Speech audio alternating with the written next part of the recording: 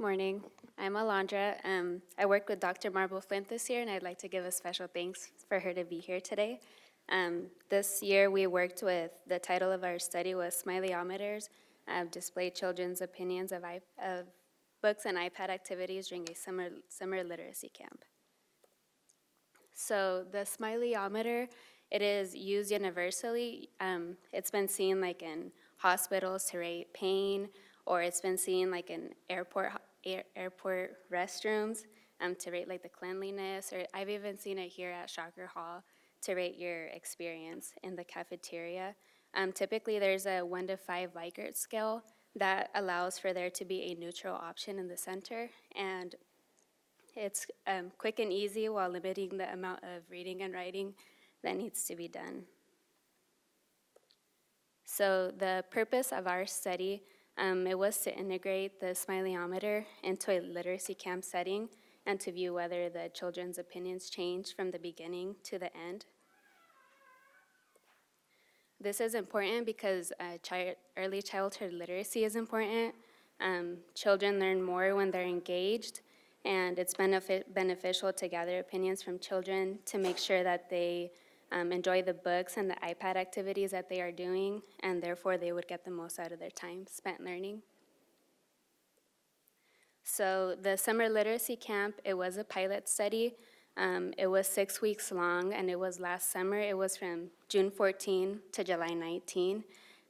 We met every Tuesday and Thursday for 2.5 hours a day. We had a total of 10 children. There was 6 boys and 4 girls. They needed to have completed kinder, first, or second grade, and their ages ranged from 6 years, 2 months to 9 years, 4 months, and they needed to have been identified with language literacy disabilities or difficulties with literacy in school. So we used the Smiley-O-Meter surveys at 4 points throughout the summer literacy camp day. They were given before and after they read a book, and then before and after they did their phonological awareness activity on their iPad. We tried to keep the questions the same each time. So before they started, we would say, before you read a book, how do you think you will feel about it? Or before you do your iPad activity, how do you think you'll feel about it? And then after they were done with the activity, we would say, how did you feel about the book now that you have read it? Or how did you feel about the iPad activity now that you have done it? We used a coding system in order to know when the survey was done. So if it was done before a book, we use BB or AB for after book, BI for before iPad, and then AI for after iPad. We also added dates to every survey, and then every student was given their own individual number that we asked them to put on their survey. Here's an example of what those surveys look like. So you can see on the top left corner, it has BI. So it was done before the iPad activity. We wrote the day, and then each individual student wrote down their number. And as you can see, they were filled out, so they were either kind of colored in or circled. So the results here, I made sure to highlight, books and iPads so you can see the differences there. So we gathered all the data from the 6 weeks. So every time a child chose like fantastic before a book, it was 65 times. And so we did that for every point for the Likert scale. So as you can see on the books, 65 times children thought that the book would be fantastic before they started reading it. And then after they were done, it went up a little bit, 4 points to 69. Where we saw the biggest difference was on the iPads. So before they would start to do the iPad activity, they thought that it would be fantastic 54 times. And then that jumped up to 73. So that was a pretty drastic change there. So after they were done with their iPad activity, 73 times throughout the 6-week literacy camp, they thought that the activity was fantastic.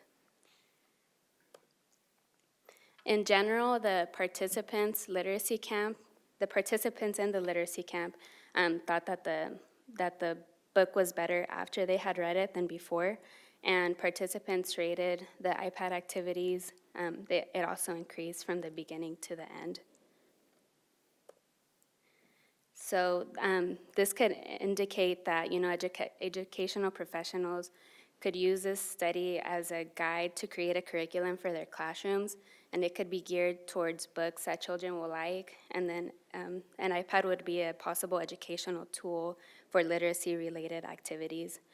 Some limitations we did have, so it was children, so it could be possible that children that they answered according to how they thought we wanted them to answer.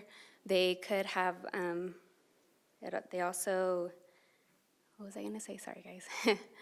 They, some missed some of the sessions, so that also kind of was different in our scores. For future research, we do want to change the format for the Smiley-O-Meter survey, so we started with like the negative aspect and went to positive, so we want to switch that around because here in America we read from left to right. We also want to reduce the number of times that they do the surveys throughout the literacy camp, and we want to have a bigger sample size. Here are my references, and are there any questions?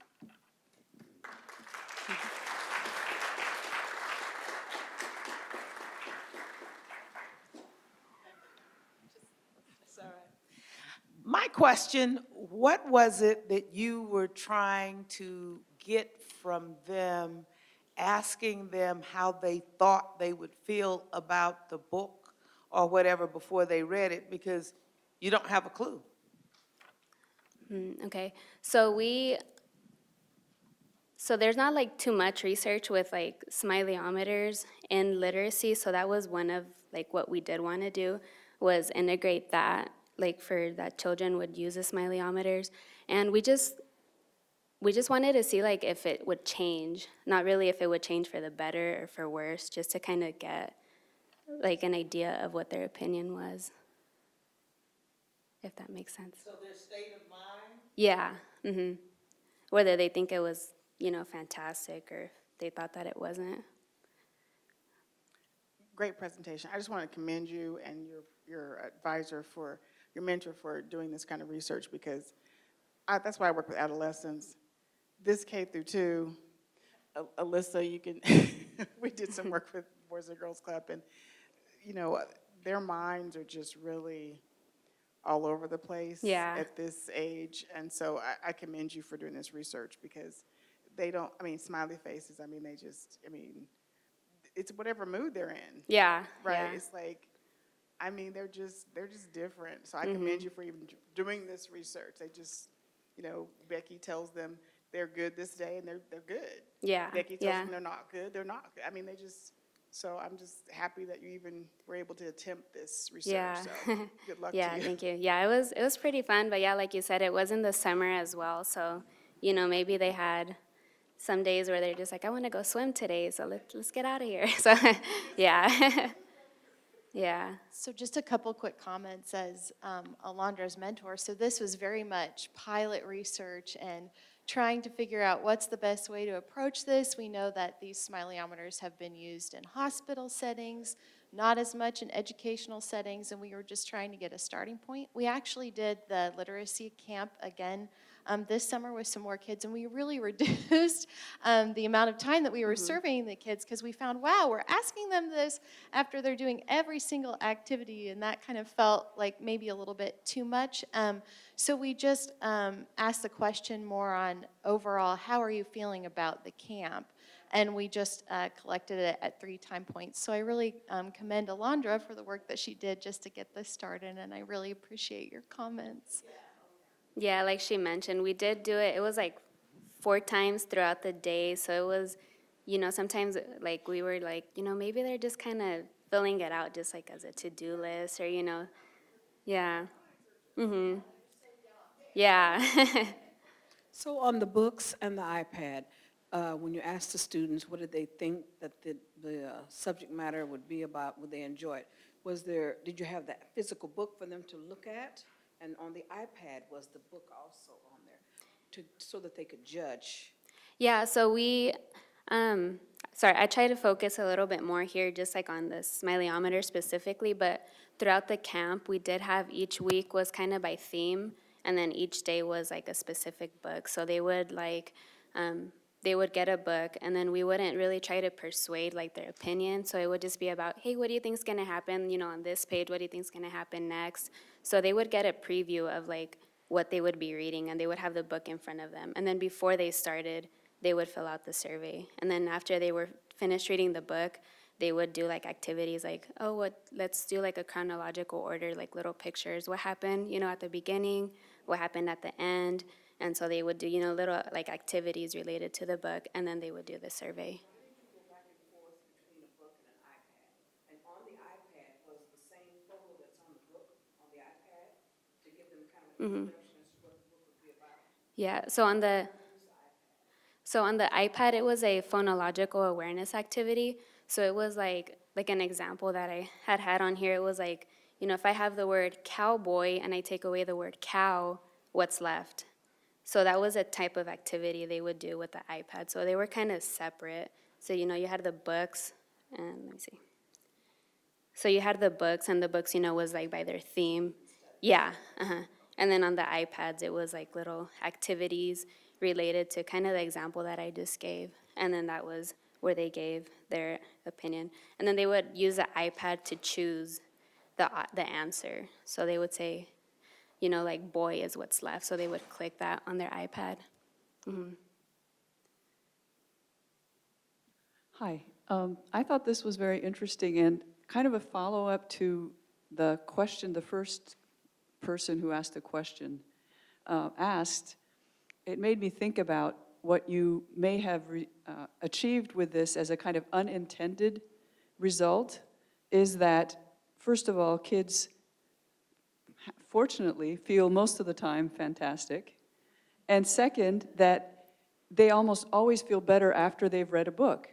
These are really nice things to find out for this camp. So, just maybe that's not what you were testing out, but that's one result that you got from this. Yeah, we were, and actually with my implications, we actually didn't really think about that kind of until the end, like in May. We were like, oh, like our results show, iPads went up a lot. So we're not saying, just use iPads when you do activities, but you could use an iPad if you wanted because that's what kids like. So yeah, like you say, it's something we found with it. And we also kind of thought that with the books, it could also, probably in the future we could kind of, depending on the book, that look at the data, but whatever book they liked more could be geared towards, use that book more in the future because kids like it.